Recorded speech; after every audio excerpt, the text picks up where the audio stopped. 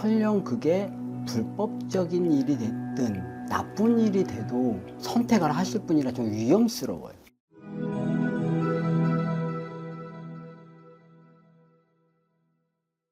안녕하세요. 인천의 월화신당 도화법사입니다. 반갑습니다. 반갑습니다.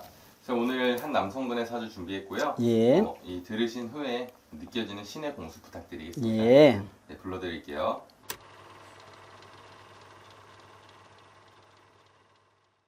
이분은 어려운 일을 이제 뭐 잘 넘어왔다고 생각을 하시겠지만 아직 어려운 일이 좀 남아 있습니다.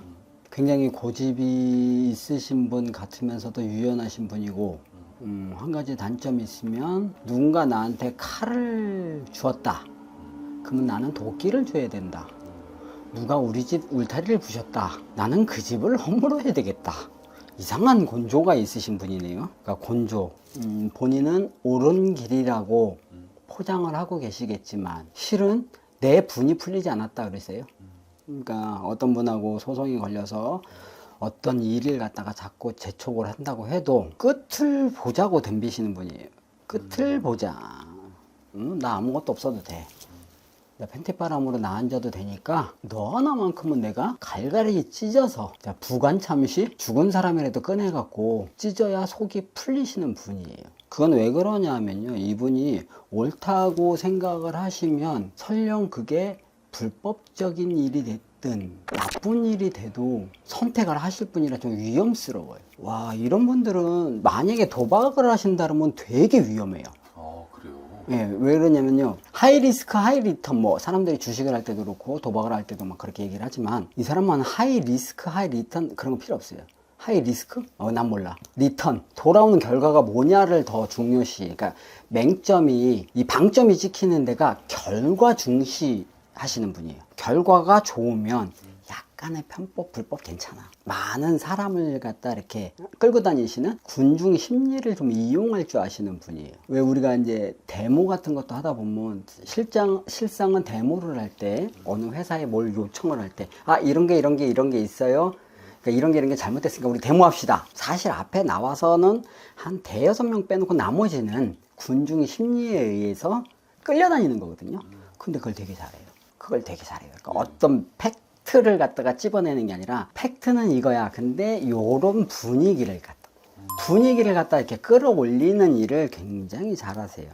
그래서 이런 분들은 뭐 사업은 잘 하실 거고, 근데 이제 약간 위험해서 위태위태해서요.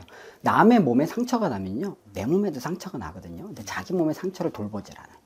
내 몸에 상처가 나든가 말든가, 나는 쟤한테 상처 입히는 게 더 중요해. 그러다 보면 진짜 중요한 걸 잊어버리고 가거든요. 내 몸에 상처가 났잖아요. 그 상처 난 걸 어떻게 아물 거냐고. 그거를 지금은 운이 좋아서 주변 사람들 혹은 어떤 기운에 의해서 다 메꾸어지고 있지만 이게 끝나고 나면 본인은 되게 허탈할 텐데요. 또 어떤 타켓을 잡아야 되고, 그러니까 굉장히 공격적이신 분은 아니었어요. 근데 누군가에 의해서 공격적으로 변했어요. 와. 근데 이게 오래 갈 것 같아서 굉장히 공격적으로 가다 보면, 그렇잖아요. 사람이 강하면 부딪힘이 있기 마련이거든요.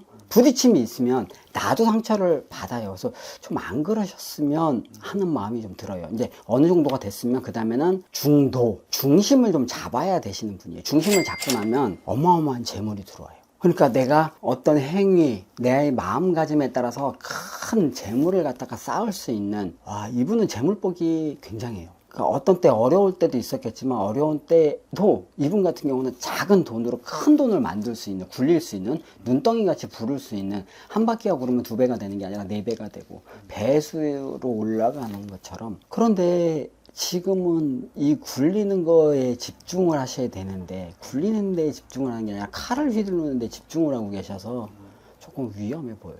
그렇다고 저는 이분이 엄청 올바르고 정직하게 보이진 않아요. 편법도 쓸 줄 알고, 저번 편에 말씀드린 사업가하고 사기꾼은 줄이 똑같아요.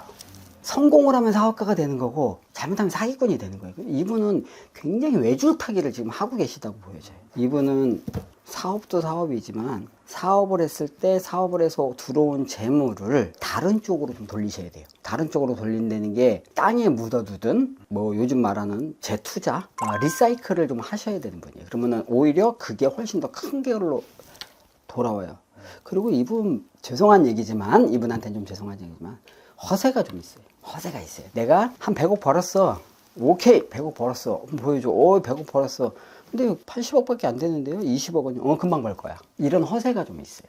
물론 돼요. 이분이 말하면 이루어지고 내가 말을 하면 그러니까 이분은 설계를 어떻게 하냐면요. 내가 이렇게 할 거야. 그러면 그 길로만 가는 데만 매몰이 된다는 거예요. 그래서 꼭 이뤄요. 꼭 이루니까 내가 말한 대로 다 됐기 때문에 나는 다 할 수 있는 사람이라고 착각을 좀 하시는 것 같아요. 그 부분에 대해서 조금 주의점이 있어서 어떤 때는 안 될 때도 있어요. 안 될 때를 좀 고민을 하셨으면 좋겠어요. 이분도 오시다가 주춤했던 길도 있고 가정이 굉장히 불안전할 때도 있었어요. 근데 이게 내가 이뤄서 이게 가정이 다시 평안해진 게 아니에요. 그분이 참아서 상대편이 참아서 이루어졌다는 걸 명심하셨으면 좋겠어요. 내가 모든 걸 다 하는 게 아니라 때로는 순리대로 흘러가게끔 둬야 되는데 자꾸 물줄기를 내가 끌고 와요. 그러면 어떻게 되겠어요? 내가 힘들어요. 그 힘듦을 조금 놓으셨으면 좋겠어요. 앞으로 1년 안에는 힘겨운 싸움? 내가 이기는 싸움은 되겠지만 나도 출혈이 있는 싸움이 되기 때문에 이쯤에서 조금 정리를 하셨으면, 그러니까 본인이 외치고자 했던 건 이미 다 알려져 있으니까 이제는 그만 내 입속, 아까 내가 재물복이 많다 그랬잖아요. 재물복이 많다는 거는 이분도 조상이 돌보는 자손이기 때문에 재물을 많이 주셨어요.